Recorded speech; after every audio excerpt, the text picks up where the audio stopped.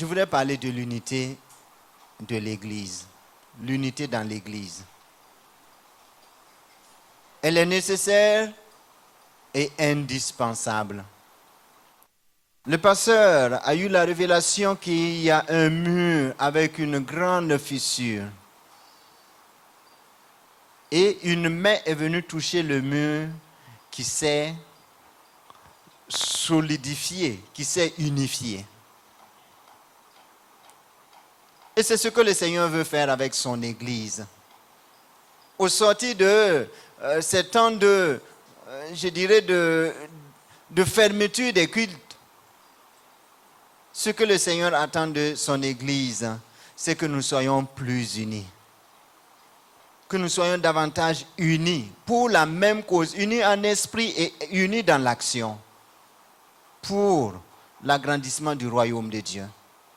Dans Jean 17, Jésus a prié pour l'unité dans son rapport de mission avec le Père. Mais nous allons lire dans Éphésiens chapitre 4, le verset 1 au verset 7. L'idéal serait d'aller jusqu'au verset ou lire tout le chapitre. Mais nous allons nous arrêter au verset 7. Éphésiens chapitre 4, verset 1 à 7. Éphésiens chapitre 4, verset 1 à 7. Je vous exhorte donc, moi, le prisonnier dans le Seigneur, à marcher d'une manière digne de la vocation qui vous a été adressée, en toute humilité et douceur, avec patience, vous supportant les uns les autres avec charité, vous efforçant de conserver l'unité de l'esprit par le lien de la paix.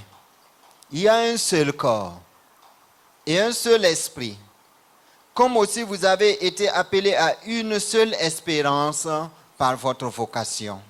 Il y a un seul Seigneur, une seule foi, un seul baptême, un seul Dieu et Père de tous, qui est au-dessus de tout, qui est au-dessus de tous, et parmi tous, et en tous. Mais à chacun de nous, la grâce a été donnée selon la mesure du don de Christ. Amen. Reprenez vos places. L'apôtre Paul, dans ses épîtres, en général, développe ou s'adresse aux églises en deux temps ou en deux parties. Si vous prenez ces lettres, dans les premiers chapitres, il parle de la foi, je dirais de façon théorique. Mais dans la deuxième partie, il traite toujours de la vie chrétienne pratique. Et ce passage est inclus dans la deuxième partie, c'est-à-dire du chapitre 4 au chapitre 6, où il parle de la vie chrétienne pratique. Comment nous devons pratiquement vivre notre foi au quotidien et dans la communauté des frères et sœurs. Les chrétiens doivent donc, pour ce passage que nous avons retenu pour notre méditation, avoir une communion les uns avec les autres, adorer et servir ensemble le Seigneur. C'est à cela que nous avons été appelés. L'unité est capitale. Et nous allons voir à travers ce passage au moins 5 piliers, 5 éléments capables de nous permettre et de soutenir cette unité dans l'Église. Parce que c'est le désir, je dirais, et la volonté de Christ que son Église soit et reste unie. Je l'ai dit, dans Jean chapitre 17, Christ a prié pour cela. Pas l'unité, dans le sens, je dirais, de nivellement. Pas l'unité dans le sens où on devient, où on fait la même chose, mais l'unité dans la diversité, l'unité dans la complémentarité. À l'image du corps humain, à l'image de l'édifice. Beaucoup d'exemples dans la parole de Dieu ont été utilisés pour parler et nous montrer l'importance de l'unité et à quoi ressemble l'unité voulue par Christ. Nous sommes enfants du même Père. Adorateur d'un seul Seigneur, c'est le Christ. Nous avons chacun de nous reçu le même baptême. nous avons le même esprit. À moins que nous ayons un autre esprit. Et si, comme nous l'avons entendu à travers la prophétie, si nous avons un autre esprit, le conseil que le Seigneur nous donne, c'est dire non à cet esprit-là et rentrer dans l'esprit du Seigneur, l'Esprit Saint. Nous sommes tous membres d'un même corps. Et on ne cessera d'insister sur cet aspect. Chaque élément est important. Il y a des organes de notre corps qui sont cachés, qu'on n'affiche pas, qu'on ne met pas en surface, mais qui jouent un rôle important.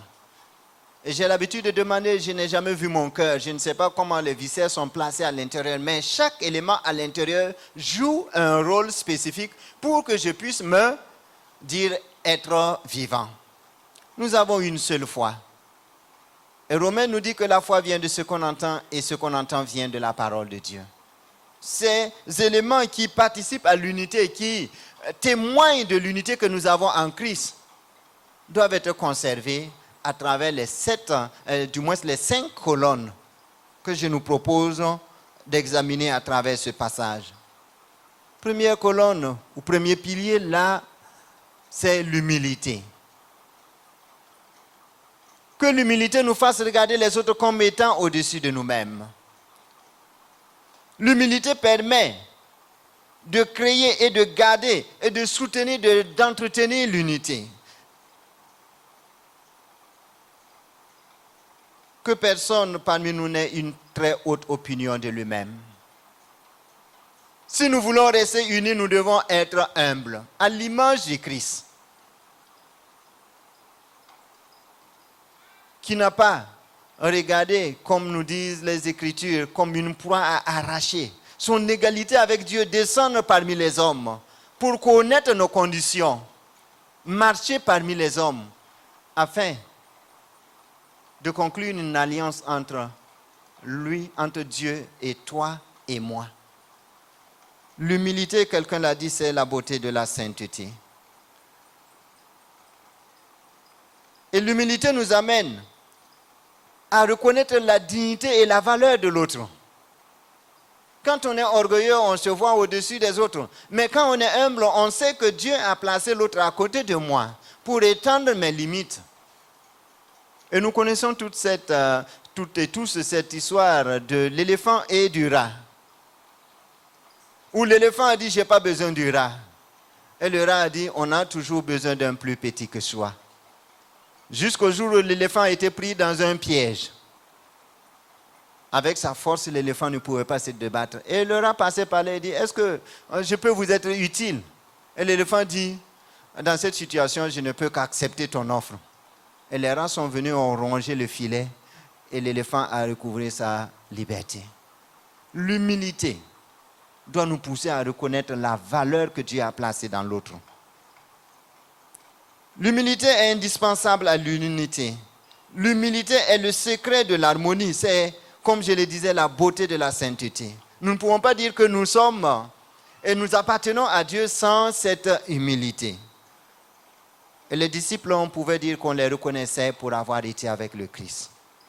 Le deuxième pilier, c'est la douceur. L'humilité produit toujours la douceur envers le prochain.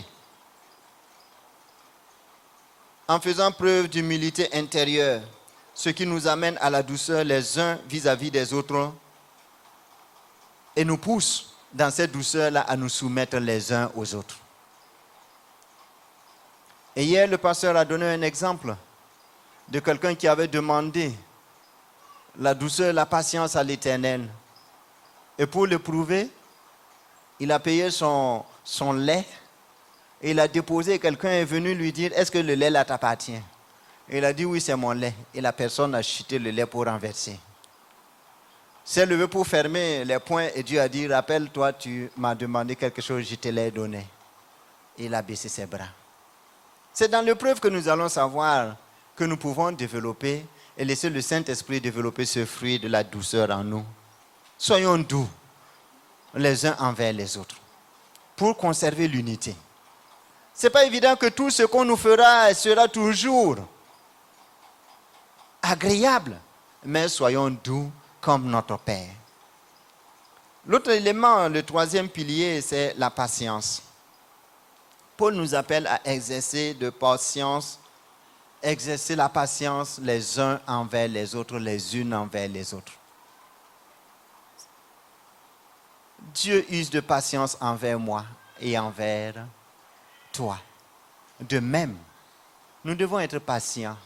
Nous ne pourrons pas évoluer au même rythme. Nous ne pourrons pas avoir tous et toutes la même maturité ou la même longueur d'onde, comme on le dit. Nous serons différents, nous aurons des points de vue différents, mais cela ne fait pas de nous automatiquement des ennemis.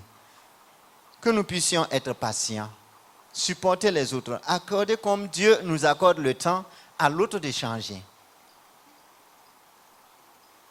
Dans la parole de Dieu, nous avons l'exemple de Paul et Apollos.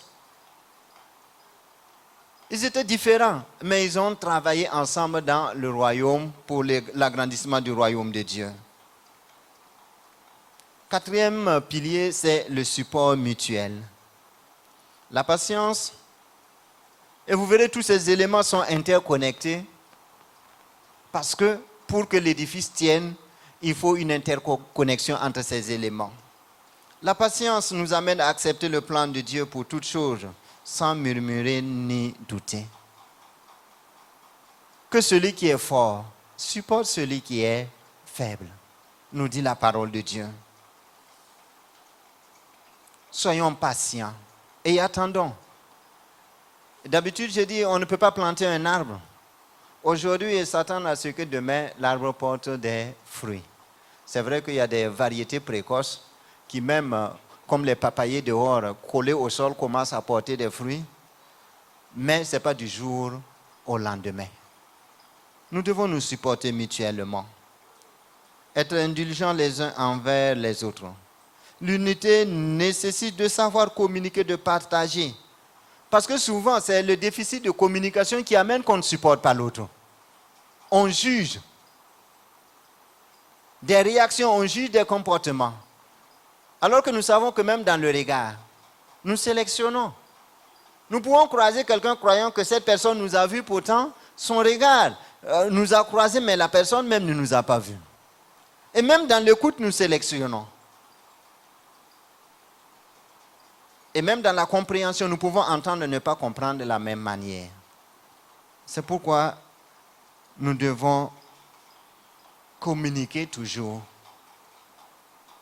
Et la parole de Dieu nous dit, si ton frère a quelque chose contre toi, et tu viens avec ton offrande à l'autel, laisse là ton offrande, va te réconcilier avant de venir présenter ton offrande à l'Éternel. Le support mutuel exige le pardon, la communication, la communion. Et ça nous permettra de mieux nous connaître. Ne supposons pas. Si nous avons des doutes, demandons. Et nous connaîtrons la vérité. Enfin, le dernier élément, l'amour, qui résume tout. Quand nous aimons le frère, quand nous aimons la sœur, notre désir, c'est de vivre dans sa communion. Sa présence nous attire. Nous voulons, et je sais que pendant cette période, il y a certains qui souffraient de TGV. Je dirais toutes et tous. On soupirait. Quand on a entendu que le dimanche, le culte sera là, on est content de revenir, de retrouver le frère. Parce qu'il y a un lien. L'amour est le lien de la perfection. Et quand on aime son frère, on ne pensera jamais et on ne planifiera jamais son malheur. Bien au contraire. Tout ce qu'on fera, c'est pour son bonheur. C'est pour l'harmonie. C'est pour l'unité. Voici ce que le Seigneur attend de son Église. Au sortir de ce temps, que toute notre énergie soit mise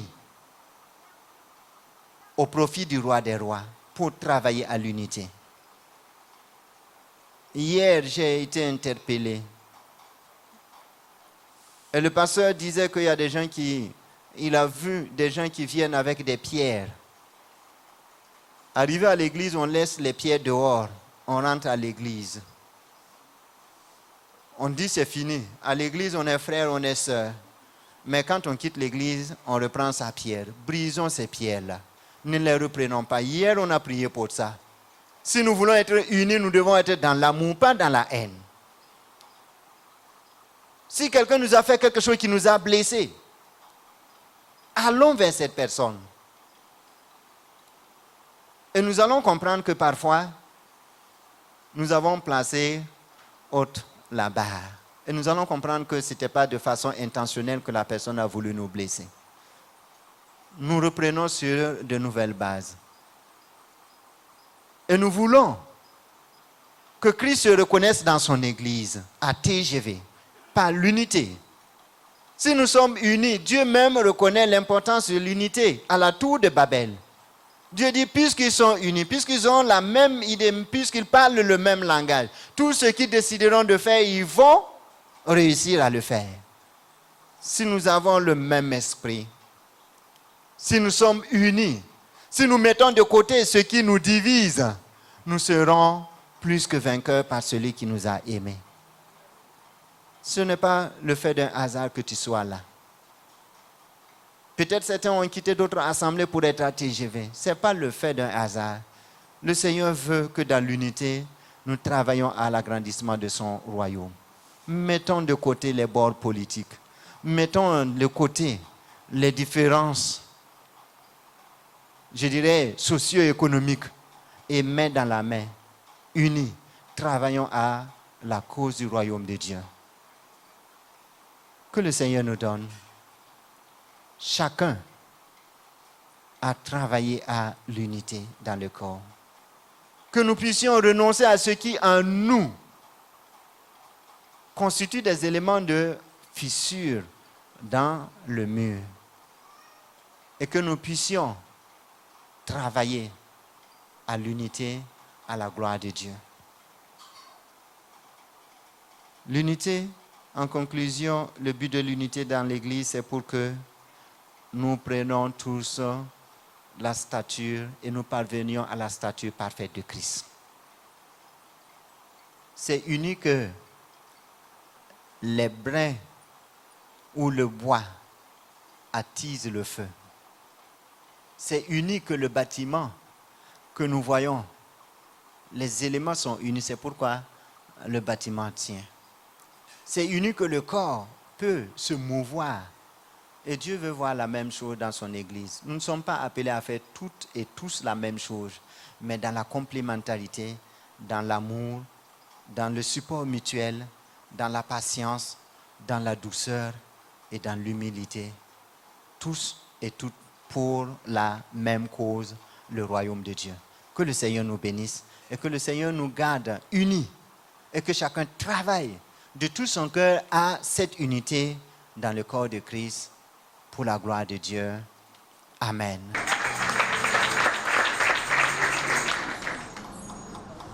Mon frère, que Dieu te bénisse. Je suis content de te voir ce matin. Mon frère, que Dieu te bénisse. Je suis content de te voir ce matin. Oh ma soeur, que Dieu te bénisse. Je suis content de te voir ce matin. Ma soeur, que Dieu te bénisse. Je suis content de te voir ce matin. Oh les pasteurs, que Dieu vous bénisse. Je suis content de vous voir ce matin. Les pasteurs, que Dieu vous bénisse. Je suis content de vous voir ce matin. Oh les diacres, que Dieu vous bénisse. Je suis content de vous voir ce matin. La chante, que Dieu vous bénisse. Je suis content de vous voir ce matin. Oh Chicana, que Dieu vous bénisse. Je suis content de vous voir ce matin. Chicana, que Dieu vous bénisse. Je suis content de vous voir ce matin. Oh TGV, que Dieu vous bénisse. Je suis content de vous voir ce matin. Je vais, que Dieu vous bénisse. Je suis content de vous voir ce matin. Oh, enfant de Dieu, que Dieu vous bénisse. Je suis content de vous voir ce matin.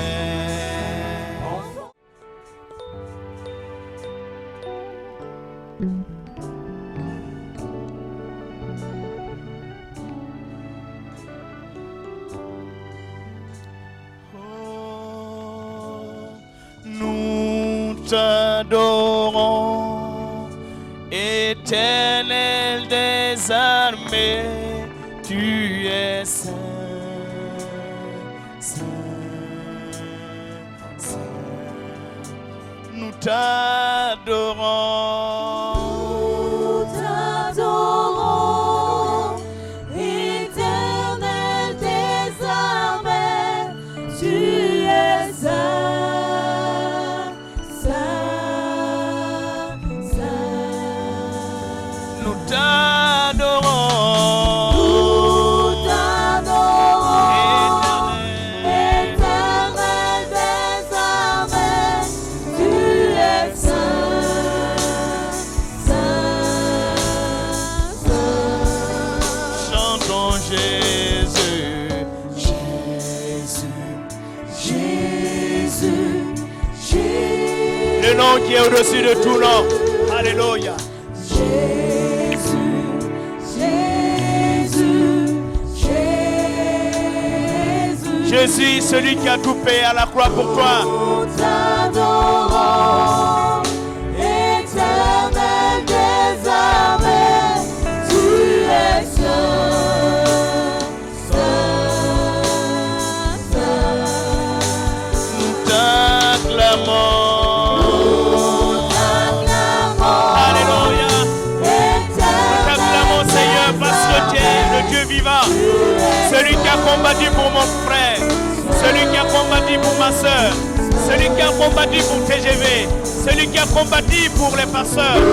Alléluia. Merci, Seigneur, ce matin. Nous voulons te célébrer.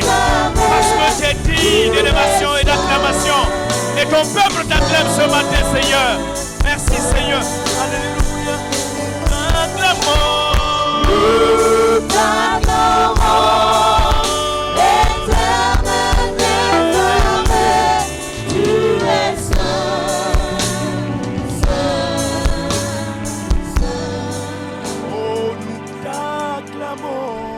Nous t'acclamons, Éternel des armées, tu es saint, Tu es le puissant guerrier. saint,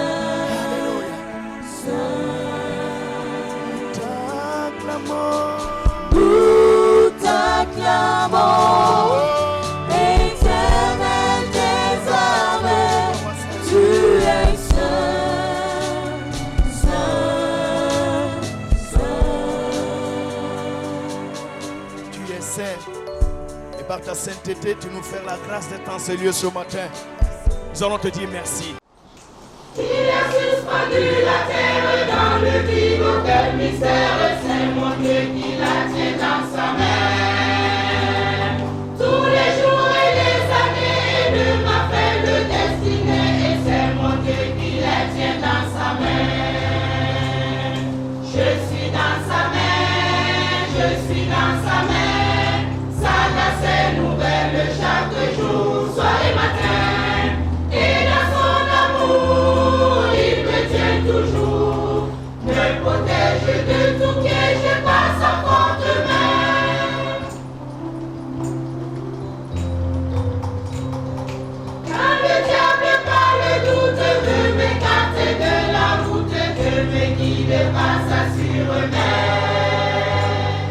Il parle à ma conscience et j'ai pleine confiance, car je sais que je suis dans sa main. Je suis dans sa main, je suis dans sa main. Sa grâce est nouvelle chaque jour, soir et matin. Et dans son amour, il me tient toujours, me protège de tout piège par sa forte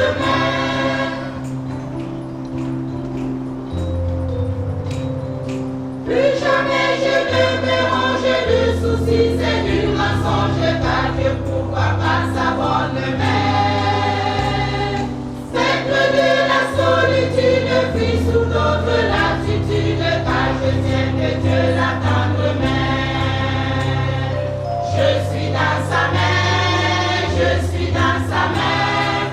Sa grâce est nouvelle chaque jour, soir et matin. Et dans son amour, il me tient toujours. Me protège de tout piège par sa forte main. Je suis dans sa main, je suis dans sa main. Sa grâce est nouvelle chaque jour, soir et matin. Et dans son amour, il me tient toujours, me protège